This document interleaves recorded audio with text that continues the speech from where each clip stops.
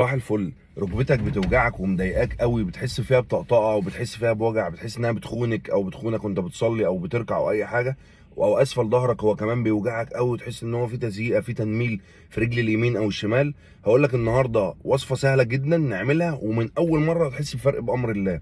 هي عباره عن ايه؟ هنجيب اربع زيوت. اول زيت هو زيت الكافور، بعد كده زيت النعناع، بعد كده زيت حب الرشاد، وبعد كده زيت اللافندر او زيت حبه البركه. حلو الكلام. الاربع زيوت دول هنحطهم او نزود الخامس يعني. الخمس زيوت دول هنقوم حاطين ثلاث معالق منهم كلهم كده، معلقه كبيره كلهم هنخلطهم على بعضهم وهيبقوا يعملوا برطمان صغنن كده قد كده مثلا.